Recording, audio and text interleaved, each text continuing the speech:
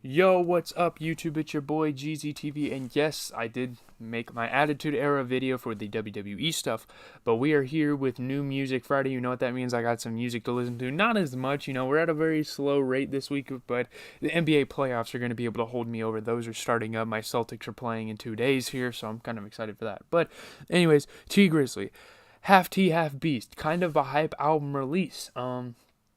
Nice fucking bars right there unintentionally. You rappers should take notes. But I don't know. I'm gonna go track by track, give you guys general notes, and I think Apple Music was actually really hyped enough for this release that they wanted to give you guys a little thing on his album page. The first song is Half T, Half Beast. It's the title track. It's got a pretty good, nice melody. It's got a nice melody. I'm like, damn, okay. I mean, it's not too bad. A little too much auto tune. I know T Grizzly can sing, so I'm not sure why he's using all of this auto tune. It's a bit odd to me, but yeah. On a further note, we have two songs to listen to today, and we have a top 100 NBA players of the regular season video today. So I just wanted to put that aside before I forget in my outro. I actually kind of like the autotune getting into the track. It's a nice track.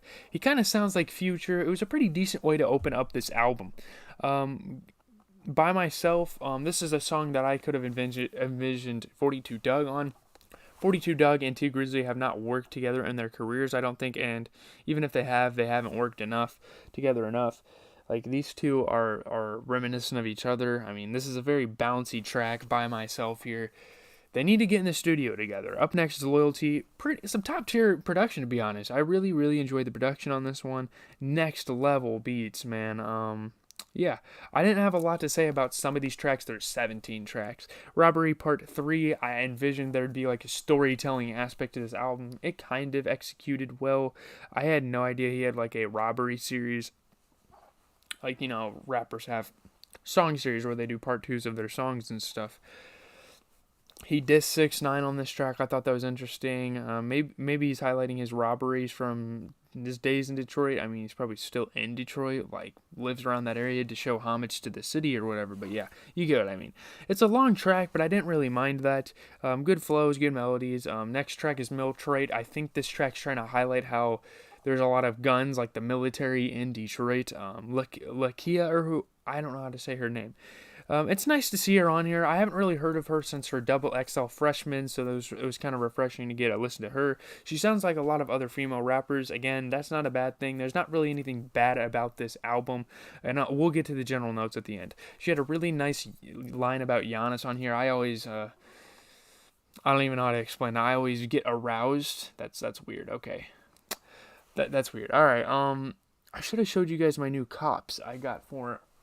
If you can see in the back over there, I got a brand new Uzi vinyl, and I have a brand new Rodman shirt. Whatever. I was thinking about showing you guys that, but I didn't. Afterlife. Really good beat. It's an okay track. Real as It Gets by Lil Baby. That's kind of what I was getting out of the beat, and I really like that beat there, and I like it again here. The next track is Bust It All Down.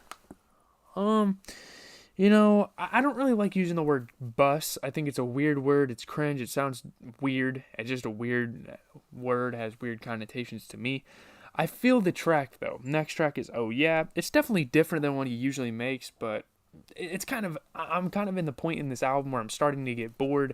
You don't want that when you're an artist, but I mean, I can't really say anything bad about this album. He delivered pretty well here. I'm not going to say it's like the best album of the year, but for T Grizzly, it's a pretty decent work. I don't know, his fans might be able to attribute to that. I do listen to him. I liked him. Again, we'll talk about that more in the general notes. Built for It.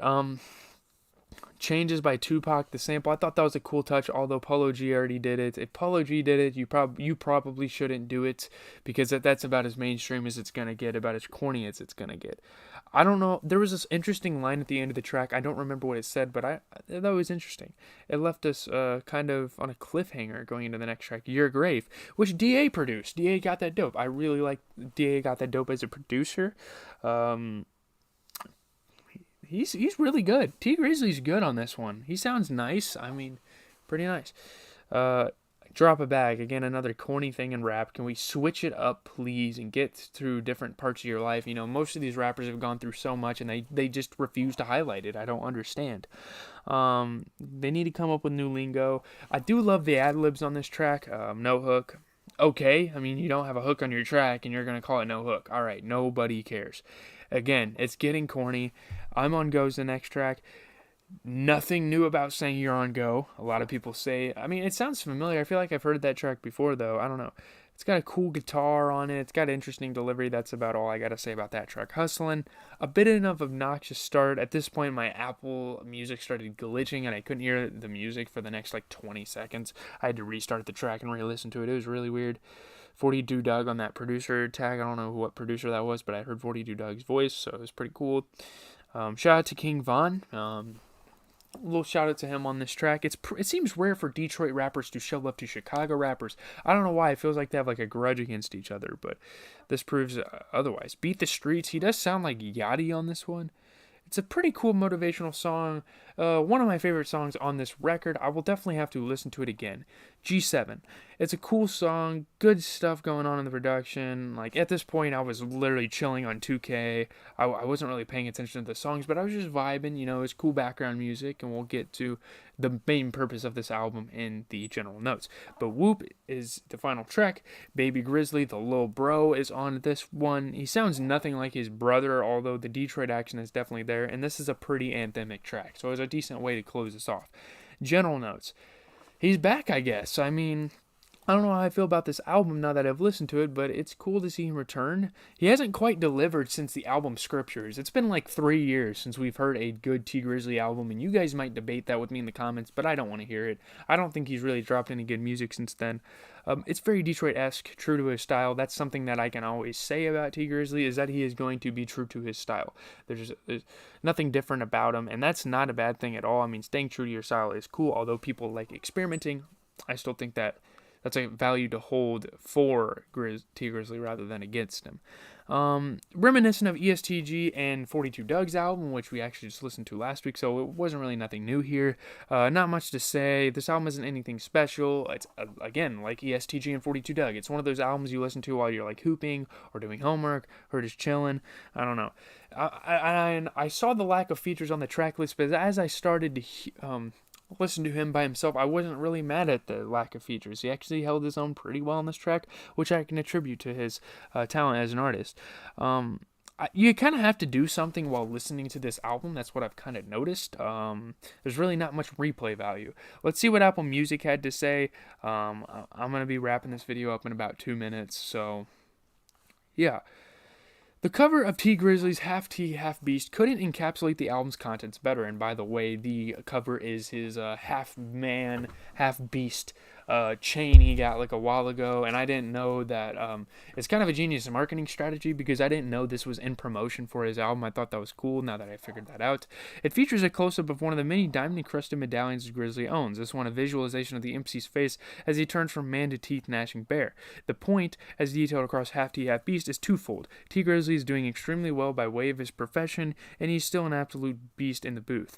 He's cut down on the features for this one. There are guest verses from Quality Control signee Lakia and Grizzly's brother Baby Grizzly, and a number of cuts produced by ever-dependable hitmaker DA Got That Dope. Otherwise, the floor is all Grizzly's, the MC informing fans that he will always abide by street code on songs like Loyalty, Afterlife, Your Grave, Hustlin', and his empire was built by his esteem and his esteem alone on songs like By Myself, Built For It, Beat the Streets, and that, as he attests on Drop a Bag, his money is so long these days, he's forgiven all his debtors. So yeah, T Grizzly, pretty solid project. It's not even close to being the best album of the year, but I'm not mad at it. I'm going to listen to a new 6ix9ine song very, very reluctantly, but I guess we'll see what he has. It's probably going to be the same as all of his other songs. What other song was I going to listen to? Probably a Gucci Mane. I think Gucci Mane released a new track. We'll listen to that. Then I'm going to have to plug my computer over there, so if I have a new setup for my top 100 NBA players video, don't be startled. That is the reason. Leave a like, comment, subscribe. As always, it has been GZTV giving you guys the biggest releases in the music industry. And although this week is slow, I still have videos out for you guys. Probably not tomorrow. I'm going camping for Easter. I'm going to be hanging out with my family Easter Sunday, so I'll probably try to pump some videos that morning before I meet up with family. But yeah,